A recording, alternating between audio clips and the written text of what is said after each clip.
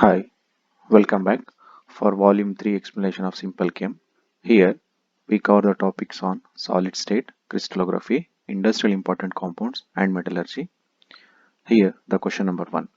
Number of Bravais lattice for cubic system. As we seen in the diagram, there are 3 cubic system. One is simple cube, body centered cube and face centered cube. Hence the number of Bravais lattice for cube system is 3. Second question. Number of rectangular plane of symmetry present in the cube system. Cubic system contain 9 plane of symmetry. Here 3 is rectangular plane of symmetry and 6 is diagonal plane of symmetry. In this question they only ask for rectangular plane of symmetry. Hence the answer is 3. Number of atom present in unit cell of FCC. Here we give the FCC crystals. Here we see that there are 8 atoms at the corners and it share with other 8 cubic systems, and here in face center atom which share between two faces, and hence the unit total share from the corner is 1 and total share from the face is 3, and 1 plus 3 is equal to 4. The next question. The first order reflection of X-ray from 100 plane of crystal occur at 30 degree. Here is the theta if the wavelength used is 1.54 Armstrong. Calculate distance between two successive planes. Here first we list out the given. Here the given theta and they also given first order reflection, that is n is equal to 1, and also give the wavelength of 1.54. We have to find d. So to find d, let us consider Bragg's equation, that is n lambda is equal to 2d sine theta. By substituting the values we get d is equal to 1.54. Here sine 30 is 1 by 2. A crystal plane has intercept on 3 axes of crystal ratio 3 by 2 is to 2 is to 1. What is the Miller index of the plane? To find Miller index, let us consider the given intercept, that is 3 by 2, 2 and 1. We have to take LCM for this one. First reciprocal of intercept, that is 2 by 3, 1 by 2 and 1. By taking LCM for 3, 2 and 1, we get LCM 6. Multiply the LCM to the reciprocal of intercepts, we get 4 is to 3 is to 6. That is the Miller index. Question number 6. Packing efficiency of simple cube. Pack efficiency ಅಂದ್ರೆ ಏನಂತಂದ್ರೆ, ಒಂದು cube ತಗೋತೀವಿ, ಆ cube ಒಳಗಡೆ ಎಷ್ಟು ಸ್ಪೇಸ್ಗೆ ನಮ್ಮ atom occupy ಆಗಿದೆ ಅದನ್ನ ನಾವೇನ್ ಕರಿತೀವಿ, ಪ್ಯಾಕಿಂಗ್ ಎಫಿಷಿಯನ್ಸಿ ಅಂತ ಕರಿತೀವಿ. Consider simple cube. ಇಲ್ಲಿ ಸಿಂಪಲ್ ಕ್ಯೂಬ್ ತಗೊಳ್ಳಿ, ಇವೆರಡು ಆಟಮ್ ಇದೆ, ನಾವು ಅದನ್ನ ಕಟ್ ಮಾಡಿದೀವಿ, ಇದ್ರದ್ದು ಆಟಮ್ ರೇಡಿಯಸ್ ಆಗುತ್ತೆ, ಇವೆರಡು atom radius. So edge length ಅಂತ ಎ ಅಂತ ತಗೋತೀವಿ, ಆರ್ ಪ್ಲಸ್ ಆರ್ ಅಂತ ಆಗುತ್ತೆ, ದಟ್ ಈಸ್ 2r. ಅದು ನಿಮ್ಮ FCC ಮತ್ತೆ BCC ಗೆ ಬೇರೆ ಬೇರೆ ವೇರಿ ಆಗುತ್ತೆ. ಫಸ್ಟ್ ಸಿಂಪಲ್ ಕ್ಯೂಬ್ ತಗೊಳ್ಳೋದಾದ್ರೆ ವಾಲ್ಯೂಮ್ ಏನಾಗುತ್ತೆ, ಆರ್ ಕ್ಯೂಬ್ ಅಂದ್ರೆ 2r ಕ್ಯೂಬ್ ಮಾಡ್ಕೋತೀವಿ. ಇಲ್ಲಿ ಏನ್ ಎಡ್ಜ್ ಲೆಂತ್ ಏನ್ ಎ ಕ್ಯೂಬ್ ಅಂತ ಏನಿದೆ ಅದೇನಾಗುತ್ತೆ 2r ಕ್ಯೂಬ್ ಆಗುತ್ತೆ. ವ್ಯಾಲ್ಯೂ ಸಬ್ಸ್ಟಿಟ್ಯೂಟ್ ಮಾಡ್ಕೊಂಡ್ರೆ 4/3 by r cube divide by 2r cube into 100 is equal to 52% ಬರುತ್ತೆ. ಅಂದ್ರೆ 52% ಆಟಮ್ಸ್ ಆಕ್ಯುಪೈ ಆಗಿರುತ್ತೆ, ಮಿಕ್ಕಿದ 48% ಖಾಲಿ ಜಾಗ ಅದರಲ್ಲಿರುತ್ತೆ. So next question, which of the following statement are correct with respect to Schottky effect? ಏನಿದು Schottky effects ಅಂದ್ರೆ ನಿಮಗೆ 4 ಸ್ಟೇಟ್ಮೆಂಟ್ ಇದೆ. There will be decrease in density of a crystal.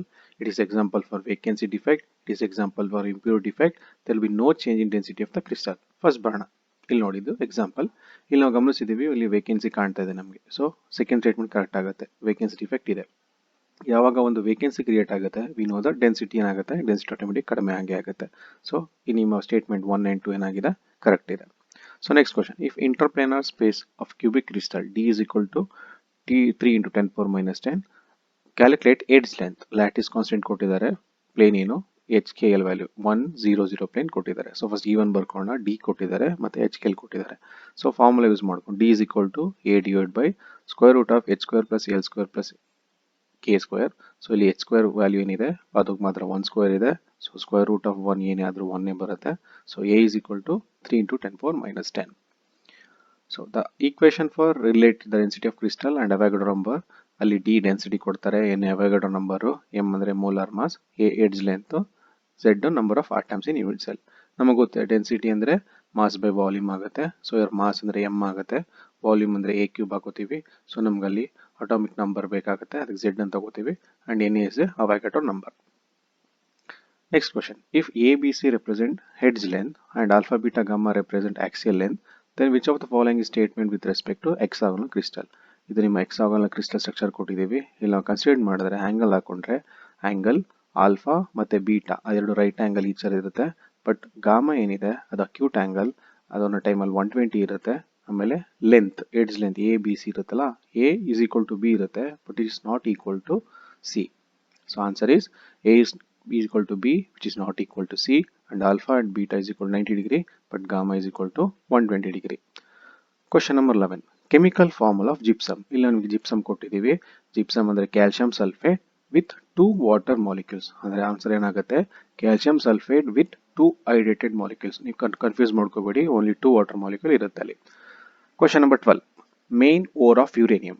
ಈ ಟೇಬಲ್ ನೀವು ನೋಡ್ಕೊಳ್ಬೇಕಾಗತ್ತೆ. ಇದು ಹೆಚ್ಚು ಮೆಮೊರಿ ಬೇಸ್ಡ್ ಕ್ವಶನ್ಸ್ ಆಗುತ್ತೆ. ನಿಮ್ಗೆ ನಾವೇನು ಮಾಡಿದ್ದೀವಿ ಅಂದರೆ ಆ ಮೆಟಲ್ಗಳು ಮತ್ತು ಅದರ ಓರ್ಗಳನ್ನ ನಾವು ಮೆನ್ಷನ್ ಮಾಡಿದ್ದೀವಿ. ಸೊ ನಾನು ಕೇಳಿ ನಿಮಗೆ ಯುರೇನಿಯಂ ಓರ್ ಕೇಳಿದ್ದೀವಿ. ಯುರೇನಿಯಮಲ್ಲಿ ಕ್ಯಾರ್ನೈಟ್ ಇದೆ ಮತ್ತು ಪಿಚ್ ಬ್ಲೆಂಡ್ ಇದೆ. ಸೊ ನಾನು ನಿಮ್ಗೆ ಕೊಟ್ಟಿರೋದ್ರಲ್ಲಿ ಪಿಚ್ ಬ್ಲೆಂಡ್ ಇದೆ.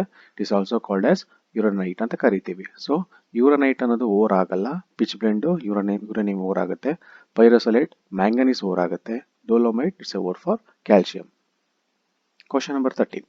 Purest form of iron is called. ಇವಿಷ್ಟರಲ್ಲಿ ಪ್ಯೂರೆಸ್ಟ್ ಫಾರ್ಮ್ ಆಫ್ ಐರನ್ ಯಾವುದು ರಾಟ್ ಐರನ್ ಯಾವುದಿದೆ, that is the purest form. Pig iron ಅಂದರೆ ಕ್ರೂಡ್ ಐರನ್ ಬರುತ್ತೆ. ಸೊ ಪ್ಯೂರಿಫಿಕೇಶನ್ ಮುಂಚೆ ಏನು ಸಿಗುತ್ತೆ ಅದನ್ನು ನಾವು ಪಿಗ್ ಐರನ್ ಕರಿತೀವಿ. ಬ್ಲಾಸ್ಟ್ ಫರ್ನೆಸ್ ಇಂದ ಸಿಗೋದು ನಮಗೆ ಪಿಗ್ ಐರನ್ನು. ಕ್ಯಾಸ್ಟ್ ಐರನ್ ಅಂದರೆ ಐರನ್ ಕಾರ್ಬನ್ ಅಲಾ ಇರುತ್ತೆ, ಅಲ್ಲಿ ಕಾರ್ಬನ್ ಪರ್ಸೆಂಟೇಜ್ ಗ್ರೇಟರ್ ದನ್ 2% ಇರುತ್ತೆ. ಫೆರಸ್ ನಿಮಗೆ ಗೊತ್ತೇ ಇದೆ, Fe+2 ಸ್ಟೇಟ್ ಏನಿರುತ್ತೆ ಫೆರಸ್ ಅಂತ ಕರಿತೀವಿ. So correct answer is wrought iron. Metal extract from cyanide process ಅಂದರೆ ಇಷ್ಟು ಮೆಟಲಲ್ಲಿ ಯಾವ ಮೆಟಲ್ನ ಸೈನೈಡ್ ಪ್ರೋಸೆಸ್ ಯೂಸ್ ಮಾಡಿ ನಾವು ಎಕ್ಸ್ಟ್ರಾಕ್ಟ್ ಮಾಡ್ತೀವಿ ಅನ್ನೋ ಕ್ವಶನ್. ಸೊ ಇಲ್ಲಿ ನಿಮಗೆ ಸಿಲ್ವರ್ ಕೊಟ್ಟಿದ್ದಾರೆ, ಗೋಲ್ಡ್ ಕೊಟ್ಟಿದ್ದಾರೆ, ಬೋತ್ ಸಿಲ್ವರ್ ಅಂಡ್ ಗೋಲ್ಡ್ ಕೊಟ್ಟಿದ್ದಾರೆ, ಜಿಂಕ್ ಕೊಟ್ಟಿದ್ದಾರೆ. ಸೊ ಆನ್ಸರ್ ಏನಾಗುತ್ತೆ, silver and gold is used ಅಂದರೆ ಸೈನೈಡ್ ಪ್ರೋಸೆಸ್ ಇಂದ ಯೂಸ್ ಮಾಡ್ಕೊಂಡು ಇವೆರಡನ್ನ ಎಕ್ಸ್ಟ್ರಾಕ್ಟ್ ಮಾಡ್ತೀವಿ. ಸೊ ಜಿಂಕ್ ಅನ್ನ ಬೈ ಯೂಸಿಂಗ್ ಜಿಂಕ್ ಬ್ಲೆಂಡ್ ಅಲ್ಲಿ ಯೂಸ್ ಮಾಡಿಕೊಂಡು ಅಂಡ್ ಅದು specially design blast furnace use ಮಾಡಿ ಜಿಂಕ್ ನಾವು ಎಕ್ಸ್ಟ್ರಾಕ್ಟ್ ಮಾಡ್ತೀವಿ. Question number 15. Vermilion or cinnabar is of which of metal. ಅಂದರೆ ಈ ಮೆಟಲ್ ಅಲ್ಲಿ ಯಾವುದು ನಿಮ್ಮ ಓರ್ ಆಗಿ ಆಗುತ್ತೆ, ಯಾವ ಮೆಟಲ್ಗೆ ಓರ್ ಆಗುತ್ತೆ. ಇಲ್ಲಿ ನೋಡ್ಬೋದು ನೀವು, ಸಿನೆಬರ್ ಅನ್ನೋದು ನಿಮ್ಮ ಮರ್ಕ್ಯೂರಿಗೆ ಆಗುತ್ತೆ. ಸೊ ಇದೇ ಥರ ಡಿಫ್ರೆಂಟ್ ಆಗಿದೆ. ಈಗ ಐರನ್ಗೆ ಹೆಮಟೈಟ್ ಇದೆ, ಲಿಮೋನೈಟ್ ಇದೆ, ಮ್ಯಾಗ್ನೆಟೈಟ್ ಇದೆ, ಸಿಡ್ರೈಟ್ ಇದೆ. ಸೊ ಈ ಥರ ಡಿಫ್ರೆಂಟ್ ಆಗಿದೆ. ಸೊ ಜಸ್ಟ್ ನೀವು ನೋಡ್ಕೊಳ್ಳಿ ನೀಟಾಗಿ. ಸೊ ವರ್ಮಿಲೋನ್ ಏನಾಗುತ್ತೆ, ಮರ್ಕ್ಯೂರಿಗೆ ಎಕ್ಸಾಂಪಲ್ ಆಗುತ್ತೆ. So next, hardest material and softest material according to most hardness scale. ಒಂದು ಸ್ಕೇಲ್ ಮಾಡ್ಕೊಂಡಿದ್ದೀವಿ ಮೋಸ್ಟ್ ಹಾರ್ಡ್ನೆಸ್ ಸ್ಕೇಲ್ ಅಂತ. ಅಲ್ಲಿ ಸ್ಕೇಲ್ ವ್ಯಾಲ್ಯೂ ಯಾವ ಥರ ಇದೆ ಅಂದರೆ ಇಟ್ ಸ್ಟಾರ್ಟ್ ಫ್ರಮ್ 1 to 10. 1 ಇದ್ರೆ ಸಾಫ್ಟ್ ಇರುತ್ತೆ, 10 ಇದ್ರೆ ಹಾರ್ಡ್ ಇರುತ್ತೆ. ಸೊ ನೀವು ನೋಡ್ಬೋದು ಟಾಲ್ಕ್, ಜಿಪ್ಸಮ್, ಕ್ಯಾಲೈಟ್, ಫ್ಲೂರೈಟ್, ಅಪಟೈಟ್, ಈ ಥರ ನಾವು ಡೈಮಂಡ್ವರೆಗೂ ಆ ಸ್ಕೇಲ್ನ ಮಾಡ್ಕೊಂಡು ಬಂದಿದ್ದೀವಿ. ಸೊ ಇದ್ರಲ್ಲಿ ತಗೊಂಡಾಗ ನಮಗೆ ಸಾಫ್ಟೆಸ್ಟ್ ಮೆಟೀರಿಯಲ್ ಟಾಲ್ಕ್ ಆಗುತ್ತೆ, ಹಾರ್ಡೆಸ್ಟ್ ಮೆಟೀರಿಯಲ್ ಡೈಮಂಡ್ ಆಗುತ್ತೆ. So hardest material is diamond and softest material is talc. Question number 17. Sphalerite is a ore of. ಯಾವುದಕ್ಕೆ ಸ್ಪಾರ್ಲೈಟ್ ಓರ್ ಆಗುತ್ತೆ ಅಂತ ಕೇಳಿದ್ದಾರೆ. ಅಗೇನ್ ಈ ಕಾಲಮ್ ಇಂದ ನಿಮ್ಗೆ ಗೊತ್ತಾಗುತ್ತೆ. ಸ್ಪಾರ್ಲೈಟ್ ಅಂದರೆ ಇದು ಜಿಂಕ್ಗೆ. It is also called as zinc blende. Question number 18. Mond process use to extract and purify which metal. Mond process ಅಂದರೆ ಇವು ಸಿಂಪಲ್ ಅನ್ಕೊಳ್ಳಿ, ನಮ್ಗೆ ಅಲ್ಲಿ ಕಾರ್ಬನ್ ಮೊನಾಕ್ಸೈಡ್ ಇರಲೇಬೇಕು. ಸೊ ನಿಕ್ಕಲ್ ಯಾವಾಗ ಕಾರ್ಬನ್ ಮೊನಾಕ್ಸೈಡ್ ಇರುತ್ತೆ ಕಾಂಪ್ಲೆಕ್ಸ್ ಫಾರ್ಮೇಷನ್ ಆಗುತ್ತೆ, ಯಾವಾಗ ರಿಯಾಕ್ಟ್ ಆಗಿದೆ ಆಗುತ್ತೆ, that is called Mond process. ಇಲ್ಲಿ ನಾವು ಆಪ್ಷನ್ಸ್ ಅಲ್ಲಿ ನಿಮಗೆ ಕ್ಲೋರೈಡ್ ಜೊತೆ ಕೊಟ್ಟಿದ್ದೀವಿ, ಸಲ್ಫರ್ ಜೊತೆ ಕೊಟ್ಟಿದ್ದೀವಿ, ಹೈಡ್ರೈಡ್ ಜೊತೆ ಕೊಟ್ಟಿದ್ದೀವಿ, ಬಟ್ ಅದು ಯಾವುದು ಆಗಲ್ಲ. So nickel by treating with carbon monoxide ಅಂತ ಬಂದಾಗ that is Mond process. So nickel by treating with carbon monoxide. Question number 19. In blast furnace the reduction temperature will be. Reduction ಅಂದರೆ ನಿಮ್ಗೆ ಗೊತ್ತಿರಬೇಕಾಗುತ್ತೆ. Reductions ಅಂದರೆ ಐದರ್ ನಾವೇನು ಮಾಡ್ತೀವಿ ಆ ಪ್ರೋಸೆಸ್ ಅಲ್ಲಿ blast furnace ಏನಾಗ್ತಿರೋದು ಗೊತ್ತಾಗುತ್ತೆ. ಸೊ ನಾವು ಟೆಂಪರೇಚರ್ನ ಕೇಳಿದ್ದೀವಿ, ಯಾವ ಟೆಂಪರೇಚರ್ ಆಗುತ್ತೆ ಅಂತ. ಜಸ್ಟ್ ಇಲ್ಲಿರೋ ರಿಯಾಕ್ಷನ್ಸ್ ಎಲ್ಲ ನೋಡ್ಕೊಳ್ಳಿ. ಇಲ್ಲಿ ನಿಮ್ಗೆ ಎಲ್ಲಿ ರಿಡಕ್ಷನ್ ಆಗ್ತಿದ್ರೆ Fe3O4 ಪ್ಲಸ್ ಕಾರ್ಬನ್ ಮಾನಾಕ್ಸೈಡ್ ಅಲ್ಲಿ ನೋಡಿದಾಗ ಐರನ್ ರಿಡಕ್ಷನ್ ಆಗ್ತಿದೆ. ಸೊ ಯಾವ ಟೆಂಪರೇಚರ್ ಆಗುತ್ತೆ ಅದು ಅಂತ ಬಂತು ಅಂದರೆ so between 520 to 970 degree kelvin ಅಲ್ಲಿ ನಿಮ್ಗೆ ಅದು ರಿಡಕ್ಷನ್ ಪ್ರೋಸೆಸ್ ಆಗುತ್ತೆ. So next, lime stone in blast furnace in extraction of iron is used. Lime stone ಯಾವ ಕಾರಣಕ್ಕೆ ಯೂಸ್ ಮಾಡ್ತೀವಿ ಅಂತ ಕೇಳಿದ್ದಾರೆ. ಸೊ ಇಲ್ಲಿ ನೋಡ್ಬೋದು ಲೈಮ್ ಸ್ಟೋನ್ ಸಿಲಿಕಾನ್ ಡೈಆಕ್ಸೈಡ್ ಇದೆ ಅಥವಾ ಕ್ಯಾಲ್ಸಿಯಂ ಕಾರ್ಬೊನೇಟ್ ಇದೆ. ಸೊ ನಾವೇನು ಮಾಡ್ತೀವಿ ಅಂದರೆ ಈ ಕ್ಯಾಲ್ಸಿಯಂ ಕಾರ್ಬೊನೇಟ್ ಯೂಸ್ ಮಾಡ್ತೀವಿ. ಸೊ ಅವಾಗ ಏನಾಗುತ್ತೆ ಅಂದರೆ ನಿಮ್ಮ ಕ್ಯಾಲ್ಸಿಯಂ ಆಕ್ಸೈಡ್ ಏನಿರುತ್ತೆ ಅದು ಸ್ಲ್ಯಾಗ್ ಆಗಿ ಕನ್ವರ್ಟ್ ಆಗಿ ಆಚೆ ಬರುತ್ತೆ. ಸೊ ಇದು ರಿಮೂವ್ ಮಾಡೋಕ್ಕೂ ಯೂಸ್ ಮಾಡ್ತೀವಿ. ಟು ರಿಮೂವ್ ಸಿಲಿಕೇಟ್ ಇಂಪ್ಯೂರಿಟೀಸ್ ನಾವೇನು ಮಾಡ್ತೀವಿ, use limestone. Question number 21. AgNO3 reacts with X to give black colour. Identify X ಅಂದರೆ ಎಕ್ಸ್ ಯಾವ ಅಯೋನ್ ಅಂತ ನಾವು ಐಡೆಂಟಿಫೈ ಮಾಡಬೇಕು. ಸೊ ಈಗ AgNO3 AgCl ಫಾರ್ಮ್ ಆಯಿತು ಅನ್ಕೋಣ, ಅವಾಗ ಏನಾಗುತ್ತೆ, it will give white colour. Bromide ಜೊತೆ ರಿಯಾಕ್ಟ್ ಆಗಿ AgBr ಬಂದರೆ it will give yellow colour.